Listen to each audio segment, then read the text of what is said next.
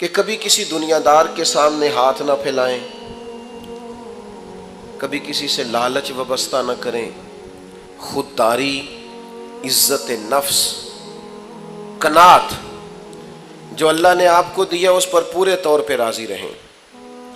لیکن کسی کی بڑی گاڑی دیکھ کر پریشان ہو جانا اور کسی شخص کا بنگلہ دیکھ کر پریشان ہو جانا، آج کل نوجوانوں میں ایک بڑی خوفناک بات پائی جاتی ہے۔ مجھے ایک دو جگہ سننے کا موقع ملا تو مجھے بڑی تکلیف ہوئی۔ وہ کہنے لگے جی کاروبار ضرور کرنا ہے ہم نے، پر دوسروں کے پیسوں پہ کرنا ہے۔ یہ تو خطرناک سوچ ہے۔ اس طرح کی سوچیں تو معاشرے کو کھا جاتی ہیں۔ یعنی آپ کسی کے بل بوتے پر جینا چاہتے ہیں۔ مسند امام احمد بن حنبل میں حدیث موجود ہے، ایک صحابی نے عرض کیا یا رسول اللہ ذلت کیا ہے؟ نبی کریم نے فرمایا لالچ نہ کرنا، ذلیل ہو جائے گا۔ تو یا رسول اللہ عزت کیا ہے؟ فرمایا جو رب نے تجھے دیا ہے تو اس پہ راضی ہو جا، اللہ تجھے عزت عطا فرما دے گا۔ تو خودداری اپنی طبیعت میں پیدا کریں، عزت نفس پیدا کریں۔ یہ ہاتھ پھیلانا، یہ ڈھونڈتے پھرنا کہ کوئی امیر آدمی مجھ پر مہربان ہو جائے، یہ خوابیں دیکھنا کہ کوئی ایسا جیک لگ جائے کہ میں بھی آگے چلا جاؤں، اس سے قومیں بزدل ہو جاتی ہیں، باصلاحیت لوگ بھی بیکار ہو جاتے ہیں۔ خود محنت کریں۔ اقبال کہتے ہیں اپنی دنیا آپ پیدا کر اگر زندوں میں ہے تو خود محنت کر۔ ایک کی تو پیشہ برا ہے دنیا میں اور وہ ہے کسی کے آگے ہاتھ پھیلانا، باقی تو جو ریڑھی لگاتا ہے اور مزدوری کر کے کھاتا ہے وہ بڑا عظیم آدمی ہے، باقی جو مزدور کے ہاتھ ہیں وہ بڑے قیمتی ہیں۔ کبھی کسی کی طرف، پھر میں آپ کو بڑی ذمہ داری سے اور تجربے کے بعد بتاتا ہوں کہ آپ خوددار ہو جائیں، اللہ مدد بھی بڑی فرماتا ہے۔ آپ ارادہ کریں کہ میں نے اپنے دست و بازو پہ آگے بڑھنا ہے، اللہ تعالیٰ رحمت فرماتا ہے اور بڑے دروازے کھول دیتا ہے، آسانیاں ہونی شروع ہو جاتی۔ لیکن جیسے جیسے ہرس، ہوس، لالچ، طمع بڑھے گا حالات خراب ہوں گے۔ حضرت حکیم بن حزام رضی اللہ تعالیٰ عنہ بخاری میں موجود ہے، فرماتے ہیں میں حضور کی بارگاہ میں حاضر تھا، نبی کریم علیہ السلام بانٹ رہے تھے تو میں نے بھی دیکھا جو ان کو بانٹتے، تو میں نے بھی بڑھ کے شوق تھے، دستے عطا کے سامنے دستے طلب بڑھا دیا۔ تو میں نے بھی عرض کی حضور مجھے بھی دیجئے، تو محبوب نے ایک دفعہ بھی دیا، دو دفعہ بھی دیا اور تین دفعہ بھی دیا، اور پھر ایک نصیحت بھی فرمائی، ایک تربیت بھی محبوب نے فرمائی۔ حضور فرمانے لگے حکیم یہ مال بڑا میٹھا ہوتا ہے، لیکن اگر قناعت کے ساتھ اسے لوگے نا، قناعت کے ساتھ، تو پھر یہ تمہارے لیے بہتر ہے۔ لیکن فرمایا اگر لالچ کے ساتھ لوگے نا، یہ حضور ہمیں سمجھا رہے ہیں، صحابی وسیلہ ہے اور ہمیں نصیحت ہو رہی۔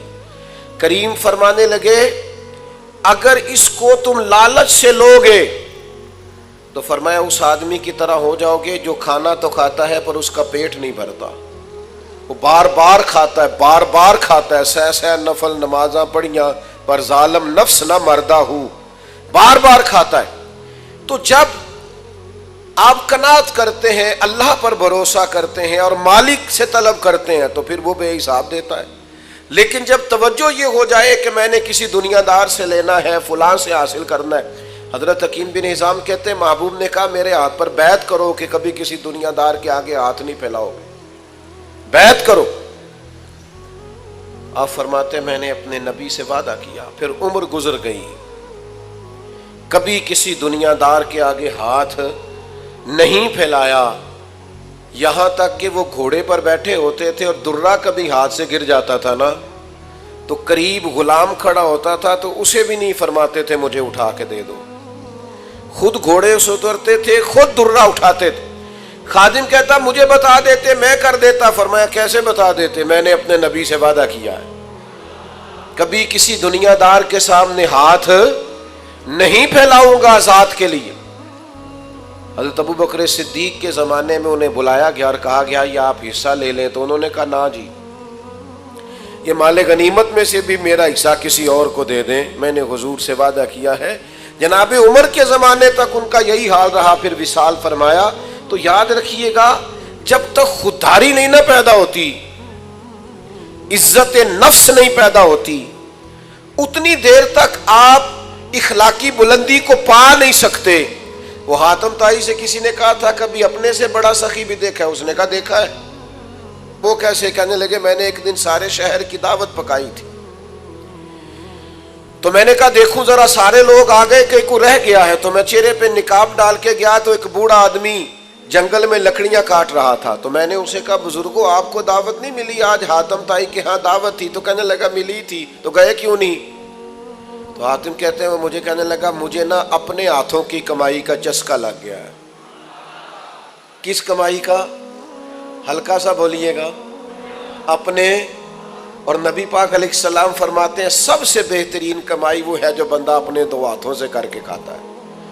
مجھے اپنے ہاتھوں کی کمائی کا چسکا لگ گیا ہے۔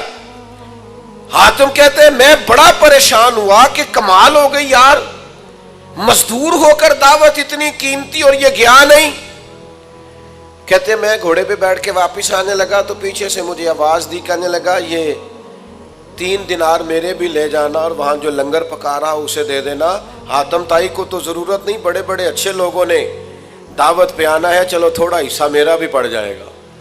تو حاتم کہتے ہیں میں گھوڑے سے گر گیا نیچے اور میں نے کہا ادھر آ تیرے ہاتھ چوموں، میں حاتم طائی ہوں، میں تو امیر ہو کے سخی ہوں، تو غریب ہو کے بڑا سخی ہے۔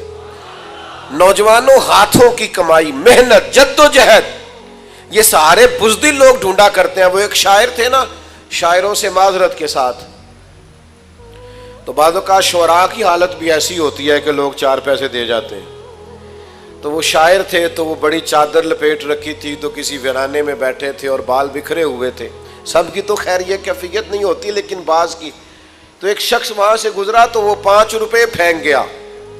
تو اس شاعر نے بڑی تگڑی بات کی جو سمجھنے والی، اس نے کہا یہ پیسے کیوں دے رہے ہو؟ اس نے کہا آپ کو ضرورت ہوگی، آپ غریب ہیں۔ تو اس نے کہا ضرورت ہوگی تو اللہ رسول سے مانگوں گا، تم سے کیوں مانگوں؟ اس نے کہا آپ کو حاجت ہوگی، تو اس نے کہا یہ آرزوئے کرم اور میں آپ سے کروں، یہ آرزوئے کرم اور میں آپ سے کروں، یہ بھیک اس کو دیجیے جس کا خدا نہ ہو، میں کو لاوارث ہوں۔ دیکھیں نا، وہ آج بعض لوگ ایسے ہیں، بعض گروہ ایسے ہیں، بعض شعبہ ہے زندگی سے تعلق رکھنے والے لوگ ایسے ہیں جس کے بارے میں لوگوں کا خیال ہے کہ یہ آیا تو مجھے مفتی دینا پڑے گا، شاید یہ بندہ آیا تو مجھے بالکل پیسے نہیں دے گا۔ اعلیٰ حضرت بریلوی رحمۃ اللہ علیہ دکاندار کے پاس گئے سرسوں کا تیل لینے، تو آپ نے اسے بوتل تھمائی، کہا یہ تیل بھر دو، تو اس نے بوتل میں تیل بھرا تو فرمایا کتنے پیسے؟ کہنے لگا ویسے تو 5 آنے کی ہے، آپ ہمارے عالم ہیں، آپ 3 آنے دے دیں۔ تو فاضل بریلوی نے پورے ہی 5 دیے، فرمایا تو پورے رکھ، میں اپنا علم 2 آنے کا نہیں بیچا کرتا۔ کرو مدح اہل دول رضا، پڑے اس بلا میں میری بلا، میں گدا ہوں اپنے کریم کا، میرا دین پارائے نہ نہیں۔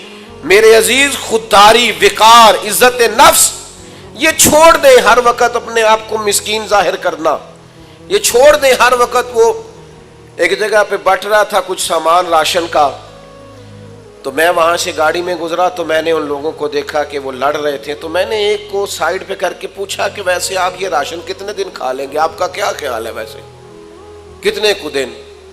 15 دن، 18 دن، چلے زور لگا لیں 1 مہینہ۔ تو جب ساری زندگی محنت سے کما کے کھانا ہے تو یہ رسوائی آپ نے کیوں کٹھی کر لی؟ یہ آپ کو عزت سے دیتے، نوازتے، وہ بات الگ تھی، یہ کیا رنگ آپ نے اختیار کر لی؟ نوجوانوں جینا سیکھو یار، محنت کرنی سیکھو، مشقت کرنا سیکھو۔ میرے نبی پاک علیہ السلام نے اپنی امت کو محنت کا رستہ دکھایا ہے، مشقت کی راہ دکھائی ہے۔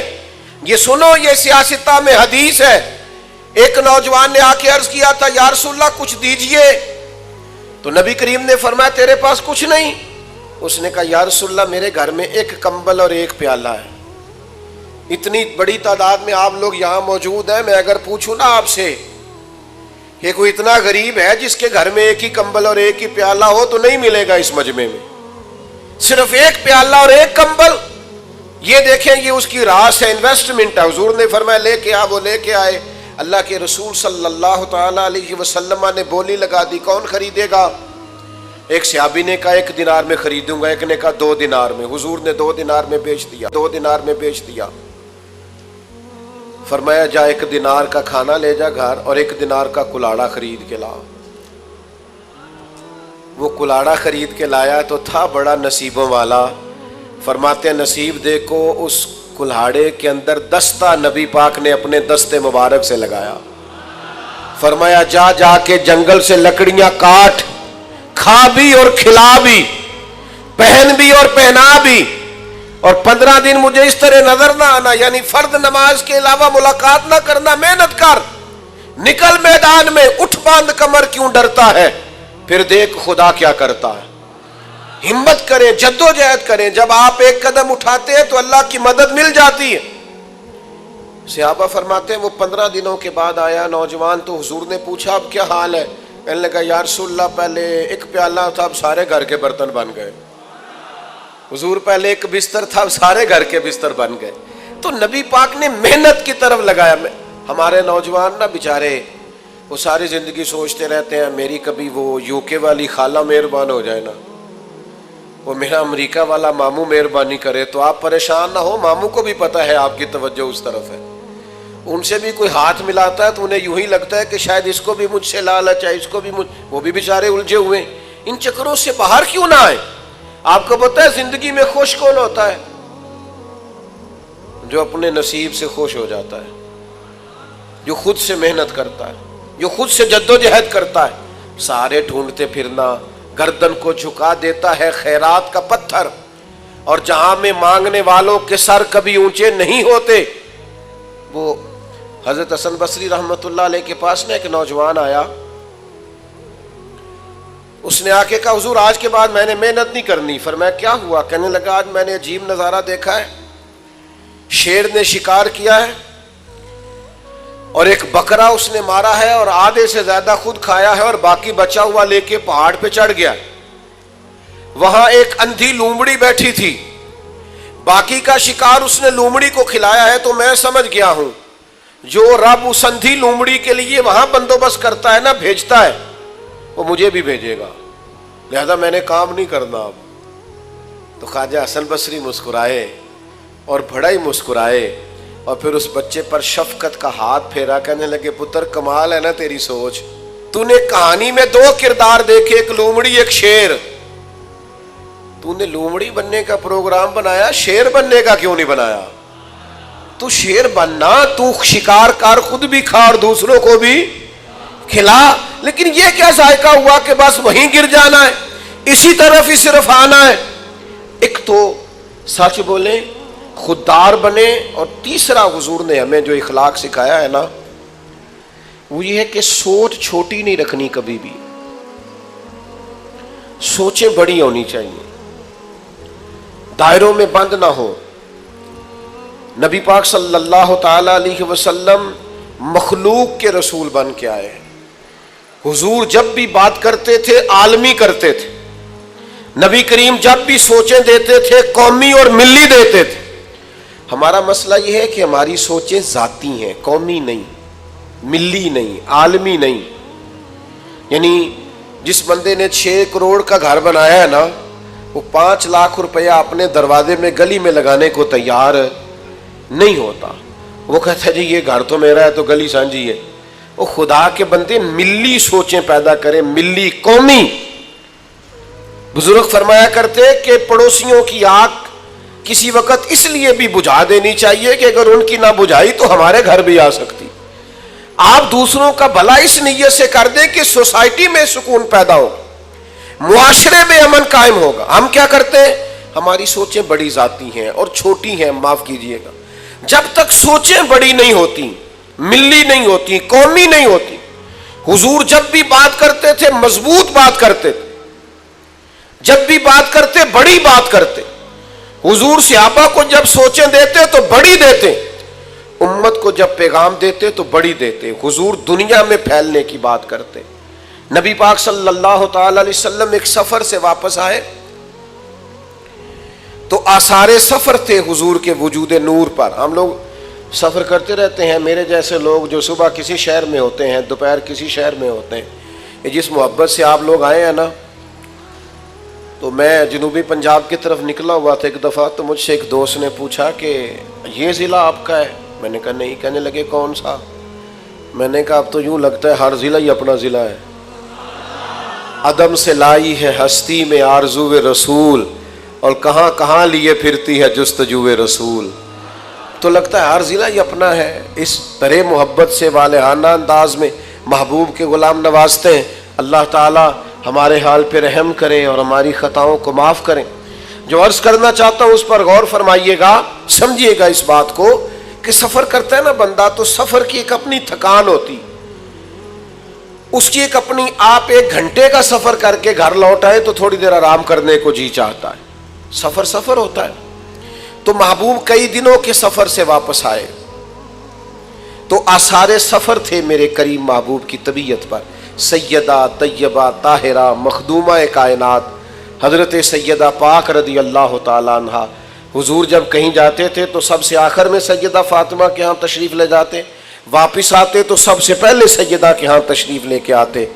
تو حضور سب سے پہلے چونکہ ان کے کاشانہ نور میں گئے، تو نبی کریم صلی اللہ تعالیٰ علیہ وآلہ وسلم پہنچے، تو وہ سفر کے آثار اور بظاہر تھکاوٹ دیکھ کے نا، تو حضرت فاطمہ رضی اللہ تعالیٰ عنہ تھوڑی سی پریشان ہوئی اور رونے لگی، اور عرض گزار ہوئی یا رسول اللہ صلی اللہ علیہ وسلم، آپ کتنی مشقت اٹھاتے ہیں دین کے لیے، کتنی جد و جہد کرتے ہیں۔ اچھا ہمارے بچے ہمارا کو دکھ بیان کرے نا، ہمارے بچے تو ہم کہتے ہیں پتر تینوں تو ایک گل دا پتہ ہے، میرے کو تو ادو وڈیاں وڈیاں داستانہ نے، میں تو بڑا دکھی ہوں۔ وہ میں اکثر کہا کرتا ہوں اپنے گھر والوں سے کہ میں گھر میں آتا ہوں تو میں یہ نہیں چاہتا میں تھکا ماندہ آؤں اور برے حال سے آؤں اور میرے بچے کہیں کہ ہم نے وہ کام نہیں کرنا جو ہمارا ابا کرتا ہے، یہ بڑی مشکل میں ہے۔ ہم خوش گھر میں جائیں تاکہ ہمارے بچے کہیں کمال ہے، ہمیں بھی یہی فیلڈ اختیار کرنی چاہیے۔ ہم کچھ ایسے رویے بناتے ہیں جن سے آنے والی نسل پھر پوری طور پر استفادہ نہیں کر پاتی۔ نبی کریم صلی اللہ تعالی علیہ وسلم کا انداز دیکھیے، جب سیدہ پاک رضی اللہ تعالی عنہ نے عرض کیا نا یا رسول اللہ آپ کتنی مشقت اٹھاتے ہیں، پتہ ہے حضور نے کیا فرمایا؟ نوجوانوں غور کرنا، کریم فرمانے لگے فاطمہ آپ کے والد کو اللہ نے بڑے مقاصد کے لیے دنیا میں مبعوث فرمایا، ہم بڑے مقاصد لے کے دنیا میں آئے ہیں، بڑے۔ فرمایا کوئی گھر کچا بچے گا نہ پکا بچے گا، نہ کوئی جھونپڑی بچے گی جہاں اللہ ہمارے دین کے پیغام کو پہنچا نہیں دے گا۔ ہم بڑے مقاصد کے ساتھ دنیا میں آئے اور بڑے کام کر کے جانا ہے۔ حضرت عمر ایک دفعہ حضور کو دیکھ کر کے موٹے باندھ کی چارپائی پہ آرام فرما ہے اور پشت مبارک پر باندھ کے نشان ہے، تو جناب عمر رو پڑے۔ تو اس وقت بھی حضور نے ایک سوچ دی، فرمایا عمر تو پسند نہیں کرتے کہ کیسر و کسرا دنیا میں تھوڑی آسانی اٹھائیں اور آخرت میں رسوا ہو جائیں، اور دنیا میں تھوڑی مشقت کریں اور آخرت کی ساری عزتیں اللہ ہمیں ہی عطا فرما دے۔ سوچوں کو بڑا کرنا پڑے گا، وسیع کرنا پڑے گا۔ آج کل تو ایسی ہوا چلی ہے کہ ہر شخص سوچتا ہے تمام شہر جلے بس ایک میرا گھر نہ جلے۔ یہ سوچ ٹھیک نہیں ہے، آپ ملی اور قومی سوچیں پیدا کریں۔ ایک بہت بڑا اخلاق یہ ہے ہمارا کہ تھوڑا سا نا دوسروں کے بارے میں بھی سوچنا شروع کریں۔ دیکھو وہ وجود کسی کام کا نہیں ہوتا جو نفع بخش نہ ہو، وہ علم کسی کام کا نہیں ہوتا جو نفع بخش نہ ہو۔ جب تک آپ دوسروں کا فائدہ نہیں سوچتے، یعنی حضور علیہ السلام کے جملوں کا حسن دیکھیے، فرمایا میرا مومن ہی وہ ہے جو اپنے لیے پسند کرے وہی اپنے بھائی کے لیے بھی پسند کرے۔ آپ کی سوچوں میں تھوڑا آپ اس حدیث پر عمل کریں، پورے ملک میں کبھی کوئی ملاوٹ نہیں کرے گا، کبھی کوئی دھوکہ نہیں دے گا، کبھی کوئی فراڈ نہیں کرے گا۔ ہمارے اسا فرمایا کرتے مدرسہ اس طرح کا بنانا کہ تمہارا اپنا بچہ بھی اس میں پڑھ سکے، کھانا اس طرح کا پکانا وہاں کہ تمہارا اپنا بچہ بھی اس طرح سے کھا سکے، ماحول ایسا بنانا کہ جو کم از کم تم خود سمجھو کہ یہاں ہماری اتنی اولادیں بھی یہاں وقت گزار سکتی ہیں۔ میرے عزیزوں کوشش کریں تھوڑا تھوڑا دوسروں کا فائدہ کرنے کی۔ اور اس طرح فائدہ کرنے کی کہ پھر کسی کو پتہ نہ ہو ہمارا فائدہ کون کر رہا ہے، پھر نفع نہ ہو، یعنی نیکیوں کا رشتہ رب رسول کے ساتھ ہو، چھپی ہوئی نیکیاں ہو، کسی کو خبر نہ ہو۔ جب آپ اس طرح سے نیکی کا مزاج اور رواج پیدا کریں گے تو آپ محسوس کریں گے کہ برکت ہونے لگی ہے۔ 4 باتیں آپ کی خدمت میں عرض کی ہیں، جھوٹ اپنی زندگی سے مکمل نکال دیں، اور آج سے کوشش کریں، یہ نکل جاتا ہے۔ آپ اپنی زبان کو ذرا محتاط کریں، تھوڑی باتیں کرنی شروع کریں، آپ خود وزادار ہو جائیں گے بہت زیادہ۔ دوسرا، لوگوں سے لالچ چھوڑ دیں، کچھ بھی نہیں دیتے دنیا دار، نقصان ہی ہوتا ہے، طبیعت میں بے چینی اور بے قراری پیدا ہوتی ہے۔ تیسری گزارش آپ کی خدمت میں یہ کی ہے، سوچوں کو بڑا کریں، یہ حضور نے ہمیں سکھایا ہے، وسیع الظرف بنیں، دل کو کشادہ کریں۔ سلطان صاحب کہتے ہیں دل دریا سمندروں ڈونگے، کون دلاں دیاں جانے، اور ایک جگہ یوں بھی کہتے ہیں کہ 14 طبع کی دلے دے اندر اسی تمبو وانگو تانے۔ چوتھی اور آخری گزارش آپ کی خدمت میں نے یہ عرض کی ہے کہ کوشش کریں کہ دوسروں کا ہم سے کوئی نہ کوئی فائدہ ہو جائے۔ یہ 4 باتیں حضور کے اخلاق سے